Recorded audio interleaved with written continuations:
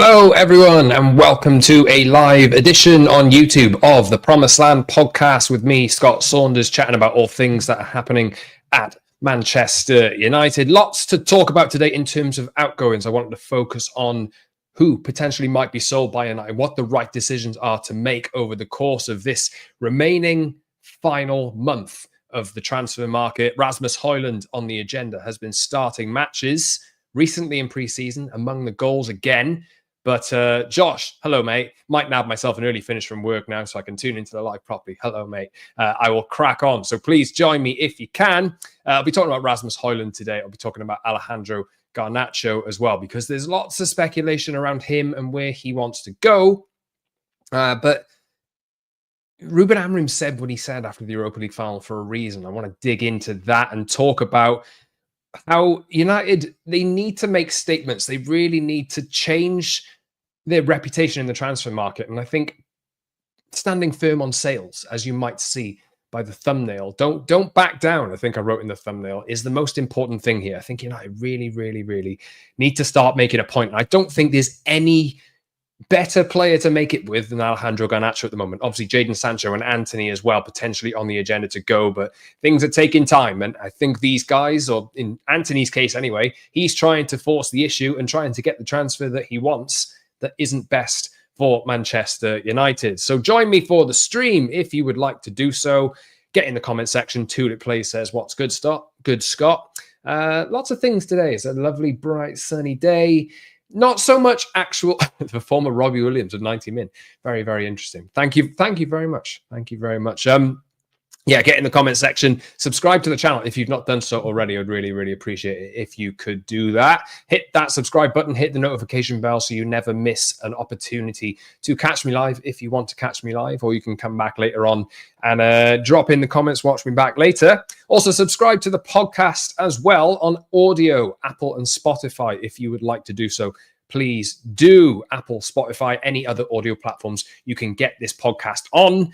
The live section might be a little bit different, but a more tuned down, kind of audio offering is what I offer as well. Follow me on social media at @_Scott Saunders as well, as you can see just in the corner down there. But let's talk a little bit about the comment section to start with. Tulip Place says, Scott, you still got 90 pace on FIFA, or are the legs gone? I tell you what, I haven't run for a long time, but I am in, I think, pretty good nick at the moment in comparison to what I have been over the last few years. So 90 pace, it might have come down a little bit. Maybe I'm at 86 now or something like that. That's nothing to write home about, really, is it? You got to be getting up to 89, 90 levels to be considered quick. I don't know. Maybe I'll do a test. Not sure. But yeah, don't train enough of that at the moment.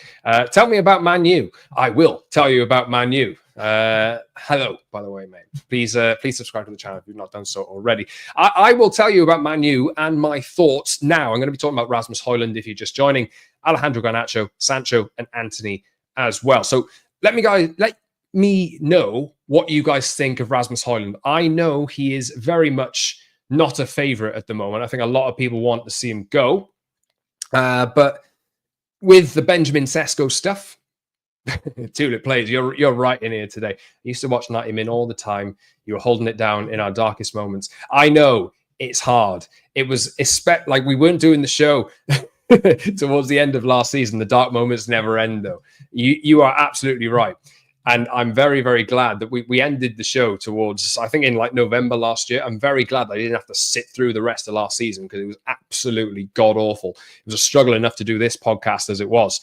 But I promise you I'll get into the actual content of the stream in a second. But yeah, keep the comments coming in, guys. I'll come to them in intervals as well. Right, Rasmus Hojlund. Let's talk about Rasmus Hojlund, shall we? Benjamin Sesko is obviously on the agenda, and if anything, it looks as though Manchester United at the moment are eking in to the box seat ahead of Newcastle. There's even some suggestions this afternoon that Newcastle are looking at Ollie Watkins now from Aston Villa as well, because they think that Manchester United are going to go and sign Benjamin Sesko. So let's see how that one goes. Signs from different places seem to be that he prefers this transfer to United, Manchester United, that is. But will United be able to stump up the money? What kind of deal are we going to be looking at? How long is this going to take?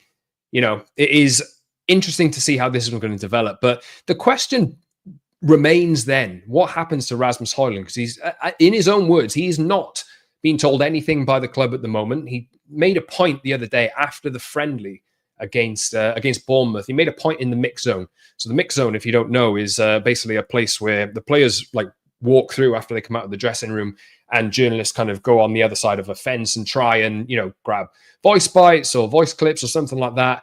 And or video. In this case, it's a lot more easier to capture video in preseason matches, this kind of thing. It is interesting to see that Rasmus Hojlund, per James Ducker's article in the Telegraph today, actually clearly made a point of wanting to speak to the media because of the noise around him, because of the, I'm guessing, because of the troubles that he had last season. Obviously, he's had a lot of criticism. I think a lot of it just, a lot of it maybe undue, given people do tend to forget that he is only 22 years old as well. But he made a point to go and speak to people, and this is what he said. If you haven't seen it, I'm sure you have, but I'll just run through it for the sake of the conversation. The club have told me nothing so far about the future. I think this is the most important thing. The most important thing for me is just to keep working hard and stay focused, and then obviously we'll see what happens. I think my plan is very clear, and that it is for me to stay and fight for my spot, whatever happens. So he's happy with competition as well. Competition is fine. It sharpens me. I'm more than ready. I'm feeling sharp. So I'm welcoming everything that comes. And with good competition, it only sharpens the team. It's going to be interesting to see what actually happens here, because we know that United need to raise money. We know that they do.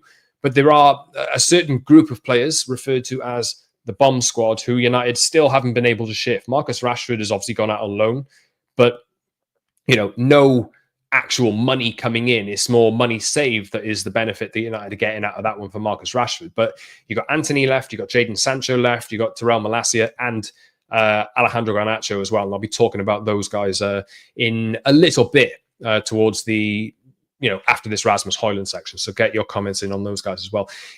For me, I've said this, even at the most unpopular of times, I've said this. I do think there's a player in Rasmus Hojlund.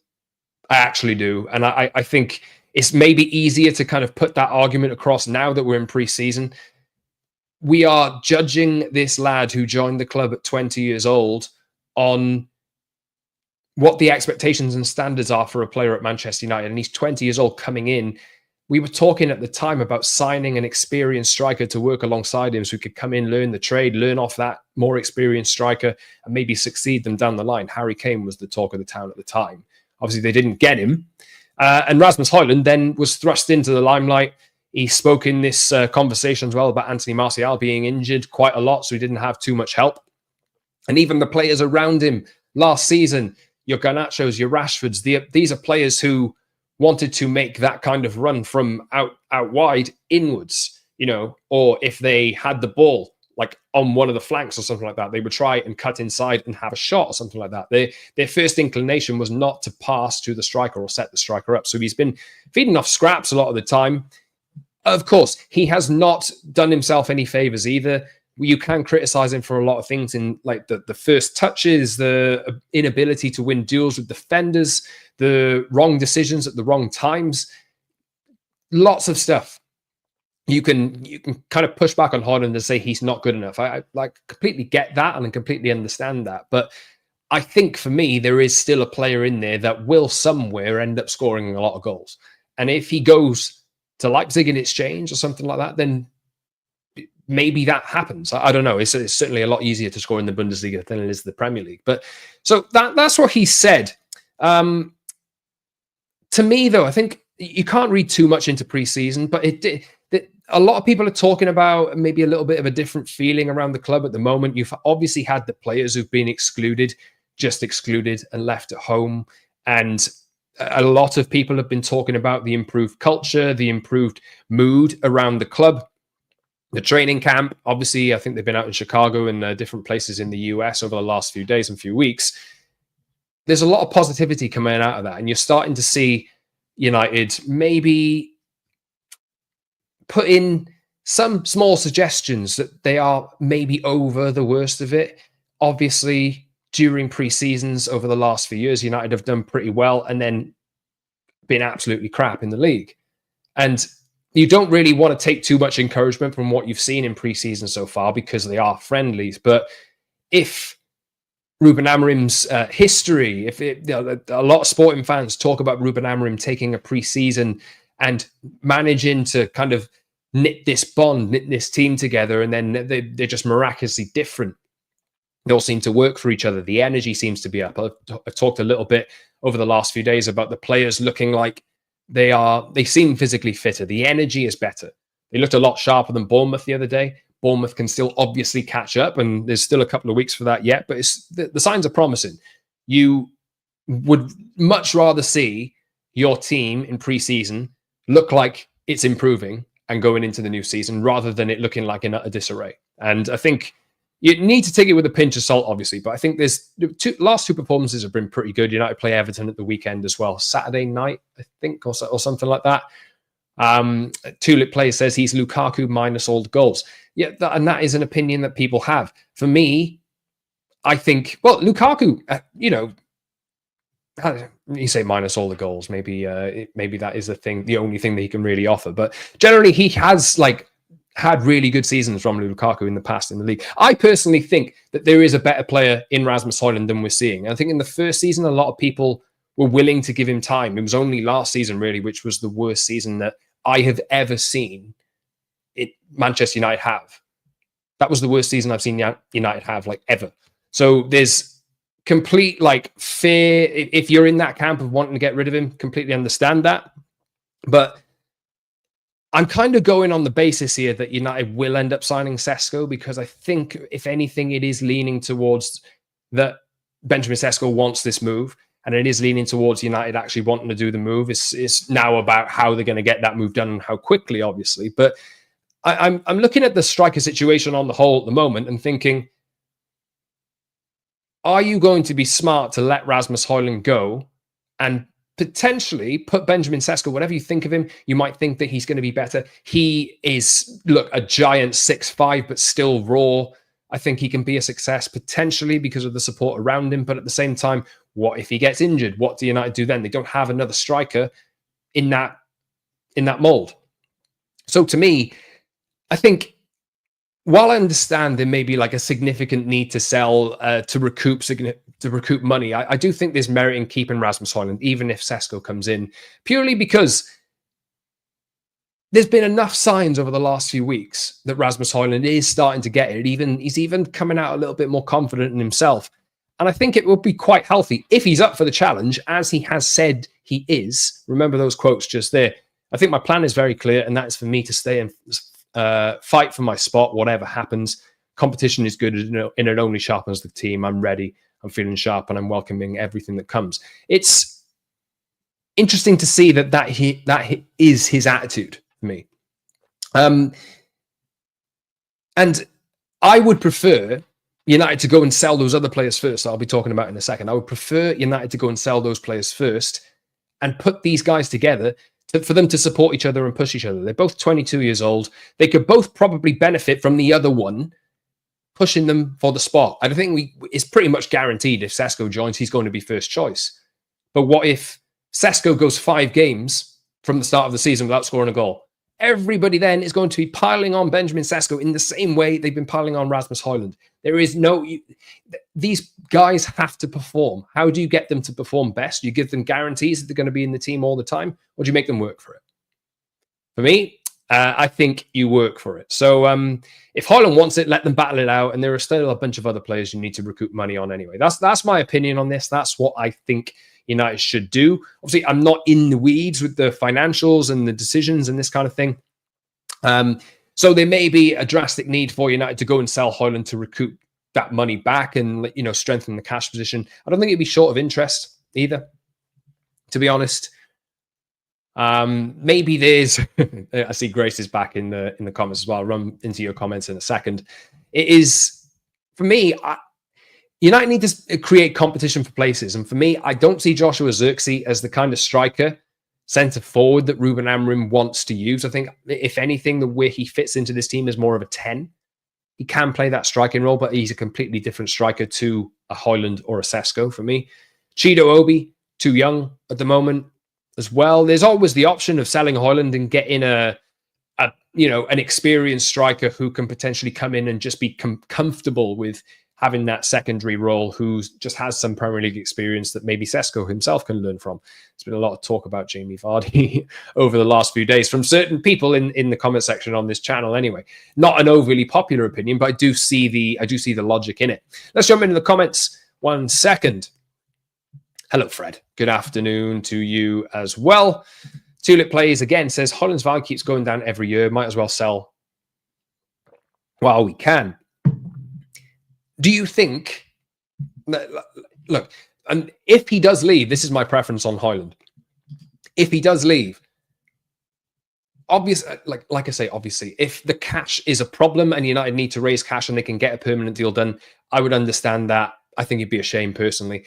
But sending Rasmus Hojlund out on loan to a league where a lot of players, like let's say the Bundesliga, for example, if Leipzig and Dortmund have that kind of interest in Rasmus Hojlund that has been reported to be the case, why not send him out on loan there and see if he can absolutely smash it in that league? In a year's time, potentially, you've got a player with value or stocks very, very high in comparison to now, where you've got people saying he should just be kind of like, boomed out of the club just without question. Again, Tulip Plays, with no Europe, we should focus on quality, not quantity. Rasmus is not good enough. Selling him frees funds for a CM or a goalkeeper. Which kind of midfielder do you think United are going to get this year? I would prefer really United went for a cheaper option, because I just don't think the solution for United's long-term midfield problems will be found this summer. Personally, as much as I'd love it too, that there's two players, the likes of Wharton, the likes of Baleba, other clubs in the Premier League are probably going to cost upwards of 70 million quid or whatever. United don't seem to have. Surely they don't have that money again. Surely, maybe it happens if they do end up raising some money from selling players. But I think, to me, there's an option, and Mamadou Ugarte has the opportunity to go and make an impression over the course of the season. If he can be coming into a midfield and display that energy that he showed in the game the other day, that he has displayed in certain matches for Manchester United over the past year or so. He's not been perfect all the time. Obviously, he does have his limitations himself, but that there's more to get out of him as well. I think there's a lot of players in this team that you can get more out of. As much as you'd like to see it completely, everybody sold and it completely renovated, because it is the worst Manchester United team of all time, or of my generation, factually by league position. It is probably up to Ruben Amorim to get better out of these players. All of them are not duds to me. Again, Tulip Plays, you're active today. Hojlund is 5th choice striker after Sesko, Xerxes, and Mbumo and Cunha. I'd rather play the last 3 slightly out of position than start that lump up top. There we go. Fred, hello again. The selfishness has been removed from the squad, which must improve Hojlund as a striker. Yeah. So everybody's talking about the differences in the two number 10s. You've got Mbumo, who gets a fair few assists. You've got Cunha as well, who can be selfless. If you're playing in front of these players, maybe you have more chances to be played through into the right positions. Dorgu and Diego Leon the other day were getting assists from wing back. Dorgu himself scored, so there's more to get out of the wing backs as well. Let's see if whoever that striker is going to be, let's see if they get more chances from all those kind of areas, playing with those kinds of those kinds of number 10s, having more opportunities, having the ball threaded to them a lot more. Maybe Sesko will benefit from that, but also Rasmus Hojlund's been starved of a lot of service over the course of the last year or so because of the players that's playing around him. Eugenio says, hello and thank you for going live. Hello, mate. Thanks very much. Suvik says, loving the frequent stream, Scott. Hello again, mate. Thanks very much for joining. Tulip Play says, Scott, keeping Rasmus means no keeper or CM. Are you willing to compromise those for the worst starting striker in the Prem last year? I don't necessarily think it does. I don't think it does. There's other players in this team that you've got to sell first, to me. Anthony, I think Garnacho's the one. Garnacho's the one, though. I don't necessarily think that that's the case, personally. Grace, hello. Can I say Gyökeres, Calvert-Lewin was rubbish against Spurs? We never wanted him anyway. And Tulip plays again. I'll be okay keeping Rasmus if I knew for sure we'd be able to sell Garnacho, Sancho, Malacia, Anthony, etc. for good value and not just a loan. But I don't trust those will be sold permanently for a good value. I'll be talking about that in just a second now. Nathan says, I have a strong feeling that we should keep Hojlund. That's kind of where I'm sitting as well. Grace again says, if we get Vardy, we could be a part of the Red Bull group and change our name to Red Bull United. King Eric says, I think Mbumo can actually cover as a 9. I think he'd be all right there, actually, as well, which would mean Bruno in the 10 and give Cobby the minutes in the 8. Yep, completely fair suggestion. Lammers and Douglas Luiz plus Sancho swap plus Sesko, then Belabor next summer. I think you're probably on the lines of that there. Suvic says, did you hear Andy Mitten saying Sesko was our top target last summer before we signed Xerxes? I did, indeed. Yes, I did. And well, I remember those kind of reports coming out at that time as well.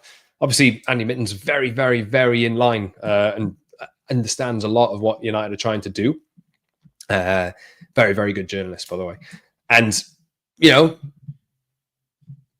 there is a player in Sesko. You want to try and make sure that you are giving all of these players the best foundation or the best atmosphere and the best support levels to go and actually make a success of themselves. So the right levels of competition as well. I think it's really important. Please subscribe to the channel if you've not done so already. Get in the comment section. I will be trying to get into your comments over the course of the stream as well. I'll be talking a little bit about the players that should be sold in a second and United's potential position on them as well. What they should do. Follow me on social at @_Scott Saunders. Subscribe to the channel, all that kind of stuff, like the video as well. Tulip plays. We went for Sesko last summer. It's a consistent target of ours, not a panic buy like past years. Let's switch the conversation. I know, like, some of you have your mind made up on Hojlund, obviously, and I get that. But let's see how this plays out. The club haven't made any indication yet about what they want to do. I think there was a report from the Daily Mail last night which said that it is likely that Hojlund will go, whether that's on loan or in a permanent deal. And if that's the case, that's the case. But I'm just kind of outlining what I think United should be doing. Anyway, let's talk Alejandro Garnacho. He is the subject of the title on this. He is the subject of the thumbnail. And Tulip plays again says we need at least 50 million for Garnacho, or better off letting him rot on the under-21's low wages. That you just robbed my point. You just robbed my point. Keep watching now. Right. So as it stands, Alejandro Garnacho is waiting around for Chelsea. That seems to be what the case is. I think Fabrizio Romano said this overnight or over the last 24 hours or so. And he even wanted to go there in January. The fact that he was looking at that kind of exit in January, it kind of gives you an insight into what Ruben Amorim was working up against, with players that didn't want to be there necessarily, with players that weren't willing to buy in for the team. I'm not saying that there's been cases of Garnacho not tracking back and making the wrong decisions and these kinds of things. And then obviously there was that big blowout after the Europa League final as well, which spelled the end for Garnacho. Ruben Amorim famously said to him, now, you better pray you can find a new club. You better, and I'll refer back to that as I get through this series of points. But depending on what you believe, Chelsea's valuation of this guy is 30 million quid. And that is, quite frankly, ridiculous in the sense of what market value is. United even established that market value themselves by going and paying for Cunha. Then they get fleeced in a sense for Brian Mbumo because of the price they paid for Cunha. You've had other players leave for 50 million quid or whatever it is who are arguably not as good or as promising as Garnacho is. I know there's been lots of fallouts. I know Garnacho's essentially been... everybody knows that United want to get rid of Garnacho. So that doesn't help United's case. But at the same time, I think Chelsea are deliberately waiting this out because they think, knowing how United have been over the past few summers, really crap sellers, I think they're waiting this out to see if they can get United's demands down. I think that's what a lot of clubs are doing as well. And maybe towards the end of the deadline, as has been reported in certain places, towards the end of the deadline, maybe they can come in with a cheap offer that United will sell because they need the cash. There's definitely interest in Hojlund in Garnacho from abroad as well. But if he wants to join Chelsea and he wanted the move in January, what happens? There's no issue. I have no issue with this transfer happening for the right fee. I think you're getting a lot of people from Chelsea fans I see on social media and these kinds of things, and the noise coming out of Chelsea thinking that they can get 70 million for Nicholas Jackson and they can pay 30 million for Alejandro Garnacho. Obviously, they're setting their stall out because Chelsea are very, very good sellers. They have been. Say what you want about the way that they run their club. They have been very, very good sellers. And Tulip Plays Again says, Kudus, Elanga for 55 million, Noni for 52. Garnacho should be about 60, but at least 50 due to need for sale.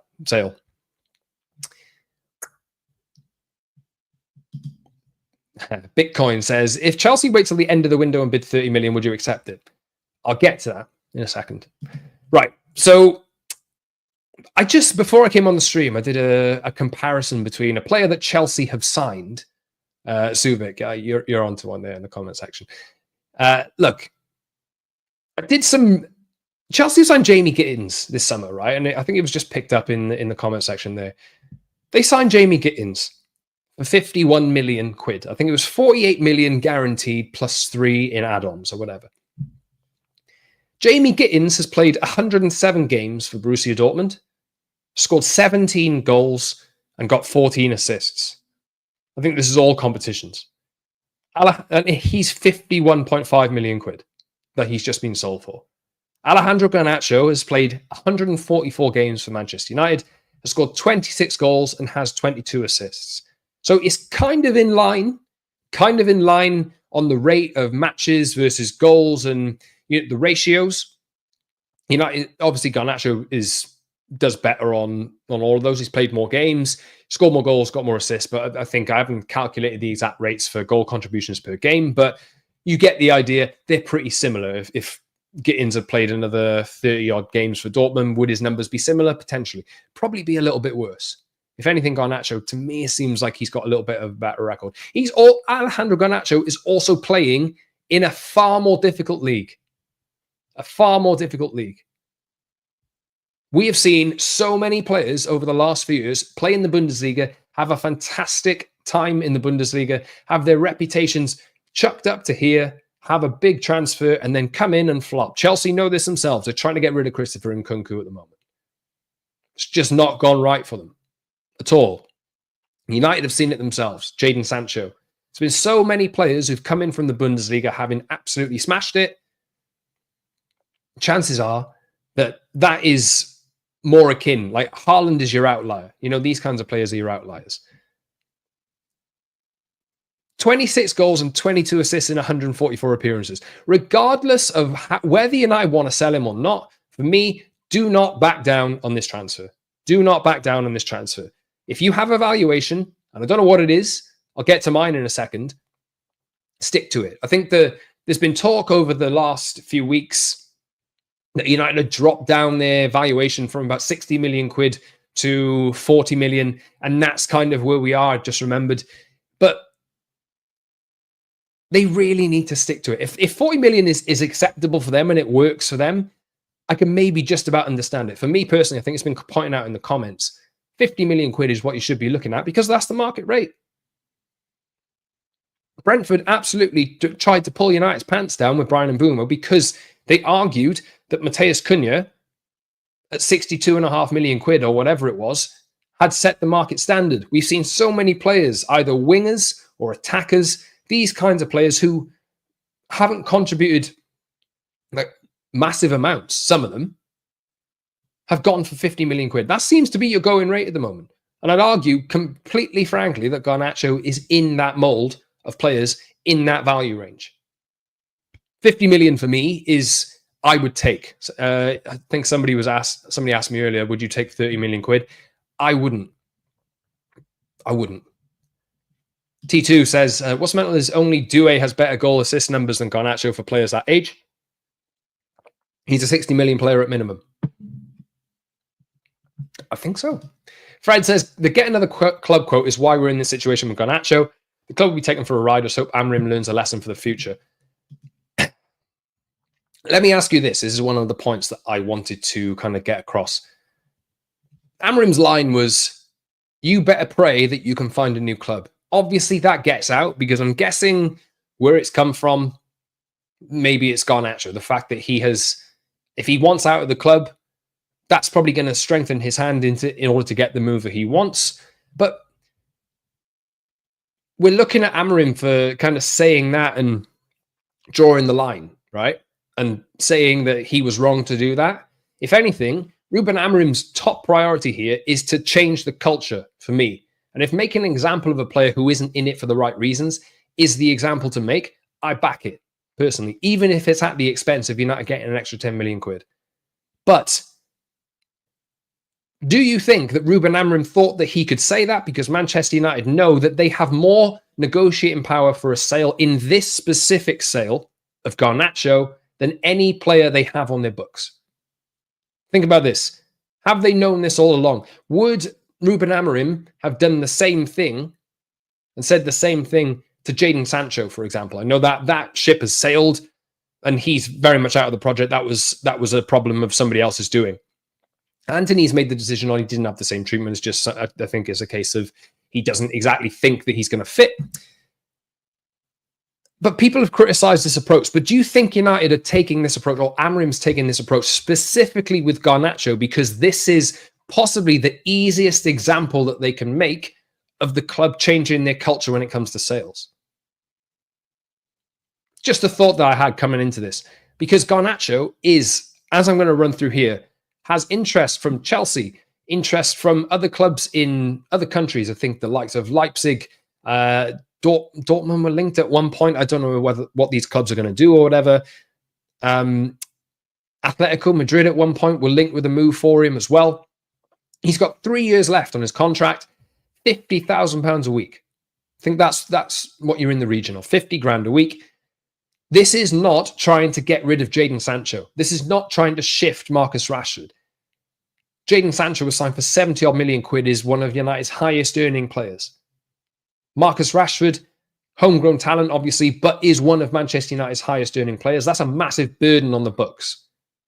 Garnacho is earning about 5x less than those guys, or 6x less than those guys. To me, this is an opportunity for United to show that they can dig their heels in and they can display unequivocally that they will not be taken for fools in the market anymore. I don't know whether this will be the case. I don't know whether United will fold. They might well fold towards the end. They might well. But what I want to see out of United, and I'll be disappointed if they don't follow through with this, is a complete firmness. They have such an opportunity here on Garnacho specifically to make a point. Dig your heels in and play the game that other clubs have been playing with United for years when they're trying to buy players. If Chelsea don't come up with that money, fine. Like, if you have a value of a player and that's 40 million or 50 million, for me, they should be holding out for 50 million at least. If Chelsea don't come up with that money and try and lowball United and think that the closer they get to the deadline, the more luck that they'll have, there are other offers that could be on the table. I think, as it's been said, Garnacho hasn't really considered other offers because he wants this Chelsea move. Invite other offers in that get close to that asking price, but you can dangle this carrot on Garnacho. You can stay with the under-21s if you want. Remember that quote from Ruben Amorim. You better pray you can find a new club. You better pray you can find a new club under our conditions. Should be the line. You better pray you can find a new club. If you don't, if your agent doesn't go out there and bring a bid to us that is acceptable to us, you stay. You sit in the reserves. Your wages are not anywhere near the other kinds of players that United are trying to shift out. You can ingest that, knowing that if you stick to your price there and you can stick to that price for another year.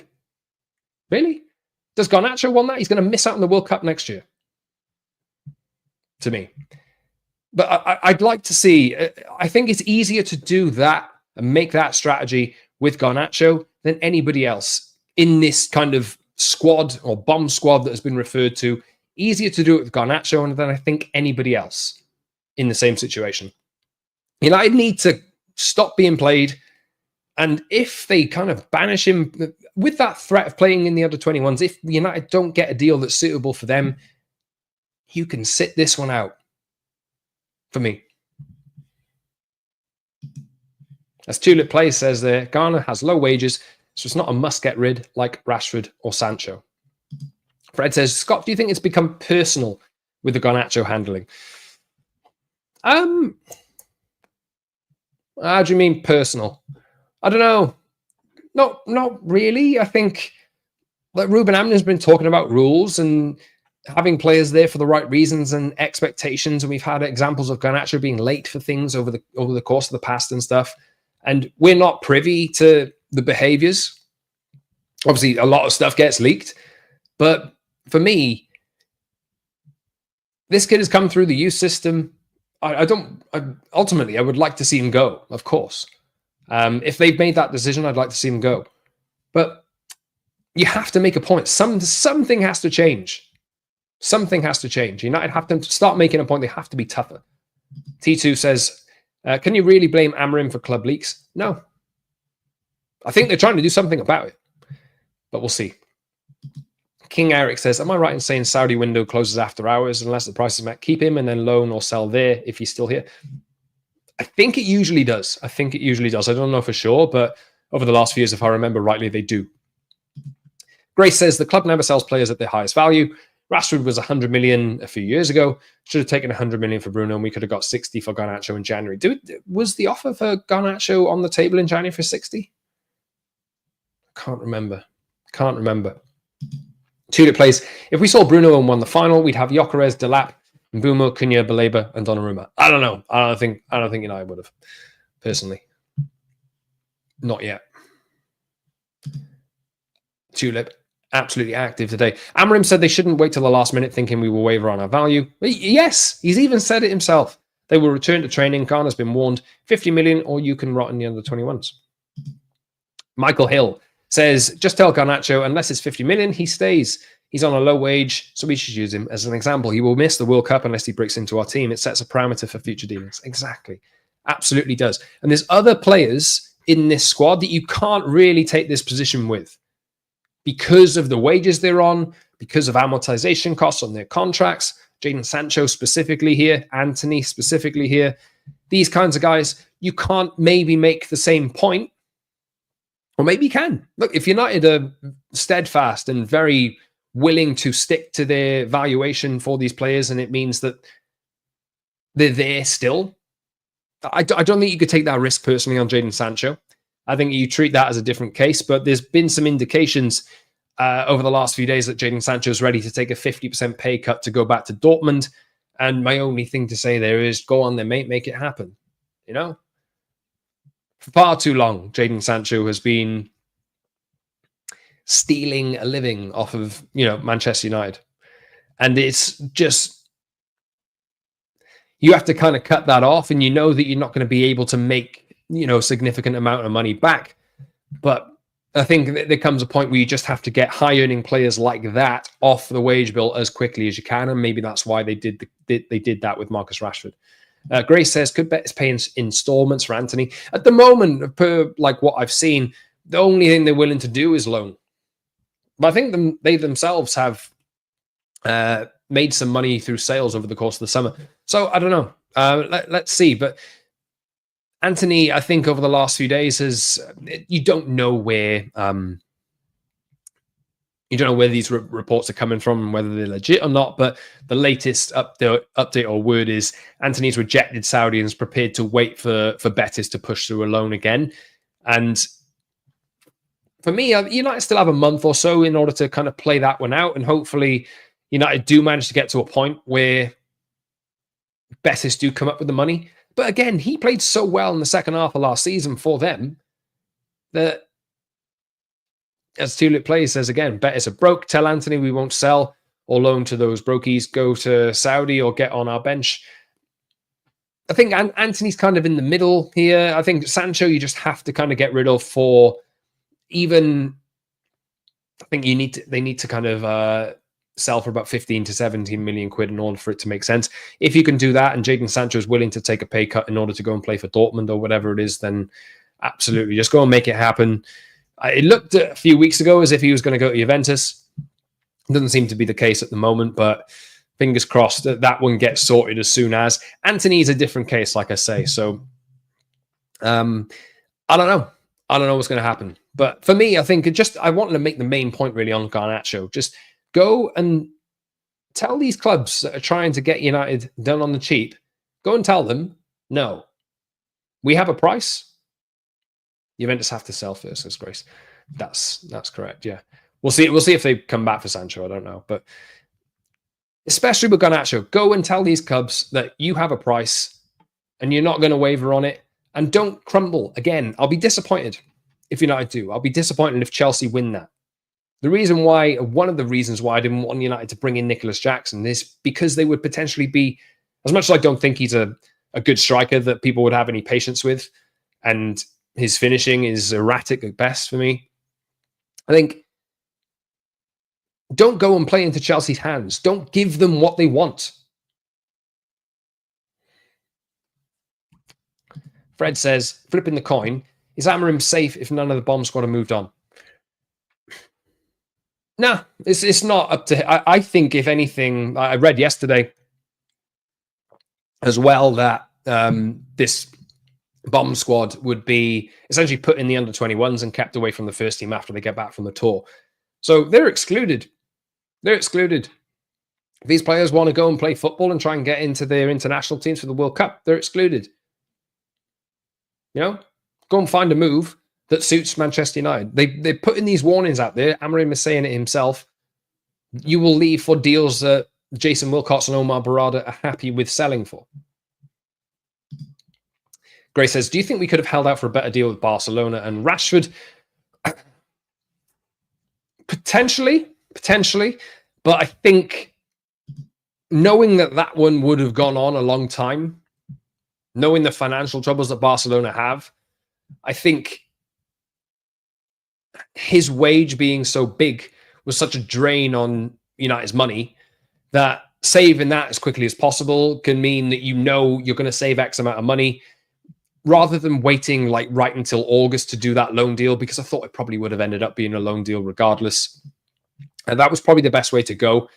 And you can always bank on potentially look, Rashford's at Barcelona. He is now at one of the most famous clubs in the world. Generally, if he scores 10 or 15 goals for Barcelona over the course of the season, which I think is entirely possible, and that's in a bad season, I think that is more than enough to either make sure Marcus Rashford gets that move to Barcelona, or coming off the back of that, there could be a club out there that is willing to pay the money that Manchester United want because he's hyped up his reputation. It would have to go drastically wrong for him in order to kind of come back and United be in a worse position to sell him next year. I think they maybe could have held out, maybe, but I don't think with the kind of expense that was going out with Marcus Rashford, I think the smartest thing at the time to do was just do that deal and get him to move on. Amorim could have Hacker says Amorim could have handled Garnacho and Sancho better. It's forcing a fire sale, costing United quite a bit of money. There's a balance though. I don't think he's done. I don't think you can blame him for Sancho personally. I think that all that stuff happened before him, and him reintroducing Sancho into the fold after United have made a point of like shifting him out, and after he's posted everything that he's posted on social media. I think you're going to compromise your principles. Ruben Amorim, for me, him getting this team to work requires on buy-in. It requires effort. It requires players to trust each other. It requires players to run for each other. It requires players to try and push each other to make sure that they're getting in the team. You can't have players who are turning up and interested for themselves. He made a point last week talking about Cunha and Mbumo, about how they're joining Manchester United because they want to play for Manchester United and they're not in this for themselves. They're not in this to be stars. They're in this to make United a better football club. I don't think you can say that is the case about every player that has been in this Manchester United squad over the last year or so. Yeah, as Grace says there, I'm pretty sure the Sancho issues happened before Amorim. Look, and as Suvik says there, the team dynamics are really important. United have gone out to the US now, and a lot of them are talking about a good atmosphere, It seems like they're smiling. Of course, I will say this again. I will completely admit this. You cannot read too much into it. The proof has to be in the pudding. United have to start actually turning things around in competitive matches for you to actually start believing that this is going to significantly change things going forward for the future. But yeah, look, O'Brien says there, you can't blame Amorim for Garnacho. He went on live TV after the Europa League final saying what he said. I forgot about that. He did. He went on live TV and, said, why wasn't I playing? I deserved to play. The season was swear word. And he might have had a point, but at the same time, that's not how you conduct yourself. And if Ruben Amorim's team is to be successful, if his formation is to be successful, that requires players to run. It requires players to believe that the team is the most important thing. And I think it's how you conduct yourself. Are you willing to buy in to the team? Are you willing to sacrifice yourself for the team? That's what these players seem to be. That's the message that's coming out at the moment. With Garnacho, I don't get this. I don't get the feeling that he was willing to do that, and that's why he's out. He hit that bicycle and thinks he's Ronaldo now.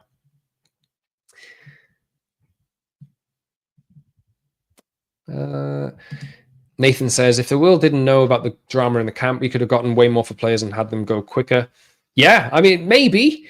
But at the same time, I'm talking about culture. I've got to stop those leaks coming out. Where are they coming from? The squad was getting leaked every time United played a game for years. They have to find the culprits of this and stop it. It all leads into a self-interested culture for these players. Oh, I'm not playing again. Can you believe it? I'm going to leak the squad. That seemed to be what it was.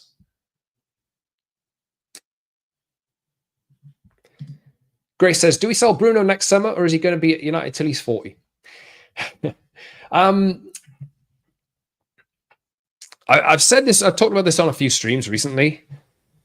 It depends on what Bruno wants to do. I am not sure that this Bruno midfield experiment is going to work. In the 6 and the 8 positions. I don't think this is going to work.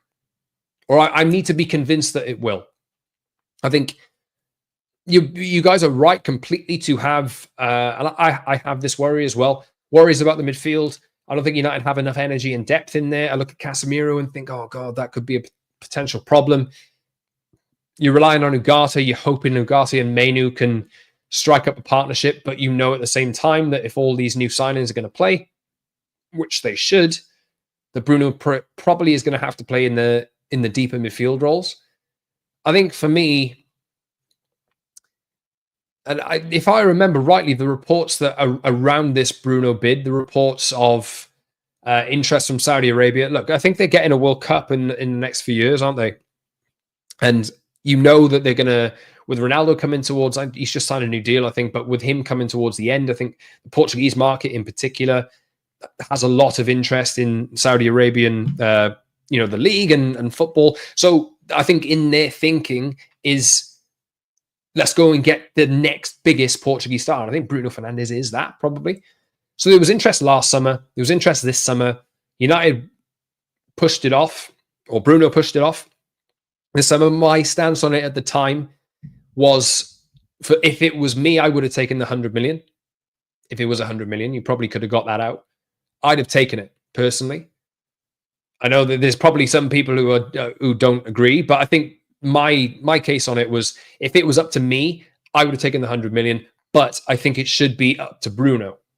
And that's how I said that way before that was how it played out. And Bruno, in the end, decided that he wanted to stay. And I don't think that you can, if there's a player that you force out of the club, I don't think it should be your captain, who, if anything, has displayed the best qualities in the entire squad that you need to kind of rebuild a culture. I think Bruno is probably if not one of the best. I think they should have said that the other way around. One of the best, if not the best signing United have made in a decade, maybe the post-Ferguson years. So what he's contributed is incredible. I don't think you can... I don't think it was the right thing to do. As much as I said I thought that he should have been sold for the money, just purely because of the money, I think it should have been up to him. And I think that we will get this come round again, personally. I think we will get this again. I think next summer you might get the same thing.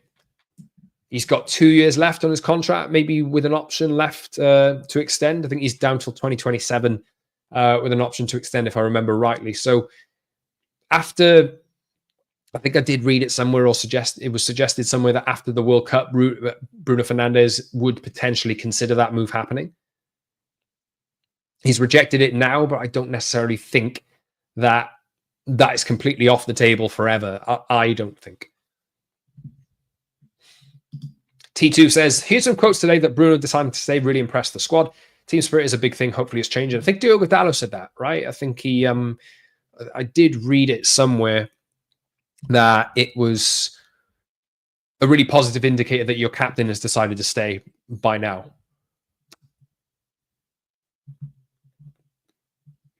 Keep your comments coming in, guys. Like the stream if you've not done so already. I'll run through some comments now just before I go. Fred says, surely that applies to Amorim as well, Scott. Why has he done this in the public eye? Egos. What do you mean, surely that applies to? I think I've probably gone on too long there to remember what that is. But just if you could comment again, let me know what you mean by that. Grace, have you seen Ronaldo's new contract? I hate how some players have become bigger than the club itself. I have not seen it, but I can imagine it's absolutely ridiculous. T2 says, only Caicedo had more ball recoveries than Bruno. No one created more chances, and he got 19 goals, 19 assists. Walks into any first 11 in the world. He's class, and we're lucky to have him. Yeah, but I don't disagree with that.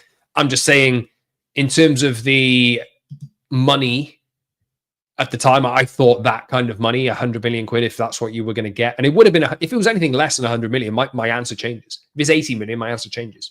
If you're getting 100, that's a statement that you can make that could potentially help United for a long, long time to come, because there's no book value on Bruno anymore. It goes down as pure profit. Look, this is so divided though. And this is just the way that it is. T2 says that obviously about he walks into any first 11 in the world, and Tulip Plays says he doesn't even fit the system. We'll have to shoehorn him into every lineup. So look, it's so divisive, so divisive. But I think the best thing to do is just, if Ruben Amorim trusts and wants Bruno Fernandes to stay, if he trusts that him staying is the most important thing, I think you got to give the manager you got to give him everything that he thinks he needs in order to turn this around. Nathan says, please clip this. United will win the league next season.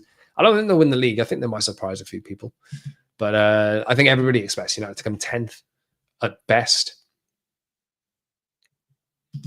Grace says, if Bruno didn't have a high value, I wouldn't mind him staying, but his sale means we can get Wharton or Belabor. Look, if we come to this conversation again next summer and there's another 100 million quid on the table for Bruno Fernandes next summer, I still have the same position. He could score 50 goals, you know? United need to be better sellers. I think maybe I'm going overboard there. If he scores 50 goals, then maybe you have to reconsider. But I think there is a way that Bruno's performances will go at some point over the next few years, and that is down. So just age gets to everyone, right? And I completely agree. I think Bruno Fernandes is Man United's best player by far.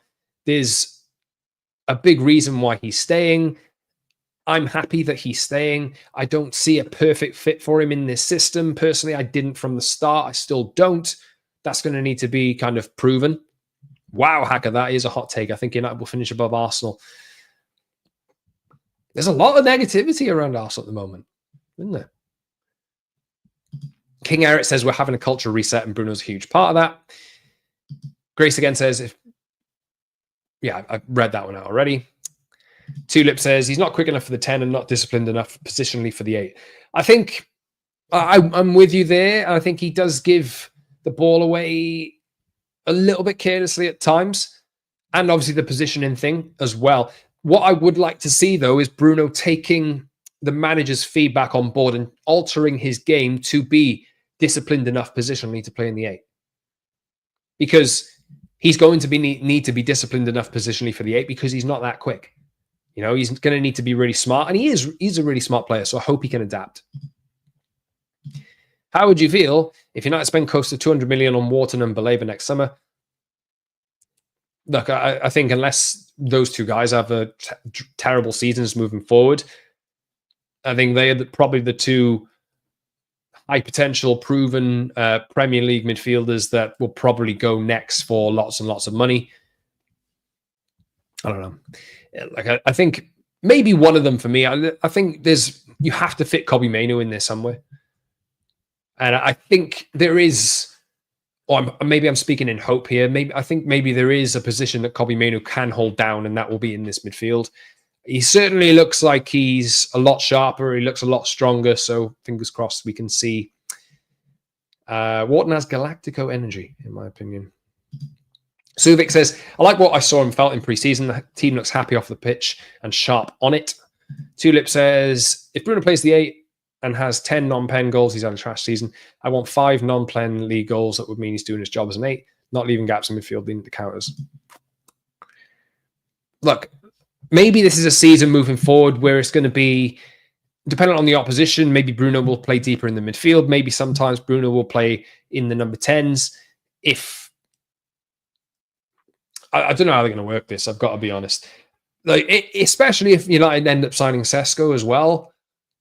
One of the players that you would expect to play is probably going to miss out, and if you worry that it might be Kobbie Mainoo, I really would like to see Kobbie Mainoo get a lot more first-team football this season and start to adapt, because I think there's such a player in there for me. And I think, if anything, Kobbie Mainoo should be kind of like the long-term successor to Bruno Fernandes in that position, if you can get him fit enough, if you can get him sharp enough. And he certainly has the skills, so fingers crossed he can learn the position quite well.